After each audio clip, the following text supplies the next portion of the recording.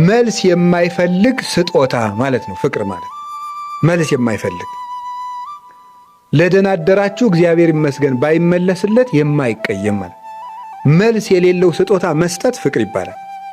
ሳይጠብቁ ማድረግ ማለት ነው። የሚወዷችሁንማ ብትወዱ ምን ትርፋላችሁ? ይህንማ ቀራጮች ሲያደርጉት የለም ምን ብሏል ጌታ? የሚወዷቸውን መውደድማ አሕዛብም ያደርጉታል። እናንተንስ እላችኋለሁ ጠላቶቻችሁን ውደዱ፣ የሚረግሟችሁን መርቁ፣ ለሚያሳድዷችሁ ጸልዩላቸው።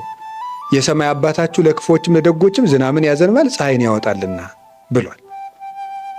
ዝናብ ያለው ሥጋው ደሙን፣ ለክፎችም ለደጎችም ሥጋውን ደሙን ሰጥቷቸዋልና በእንቢተኝነት ቀረባቸው እንጂ ብሎ እናንተም እንግዲህ ርኅሩኆች ሁኑ በሰማይ ላለው አባታችሁ ልጆቹ ተሆኑ ዘንድ ብሏል።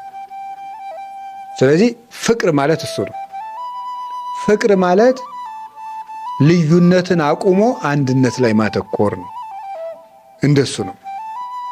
ፍቅር ማለት ሰዎችን መረዳት ነው። መረዳት የሰዎችን ሐሳብም ሆነ ኑሮ በራሳችን ቦታ ቁመን ሳይሆን በራሳቸው ቦታ ቁመን ማሰብ ነው። ሕፃን ሲያወራ እንደራሱ ነው የምንረዳው፣ እንደኛ ነው።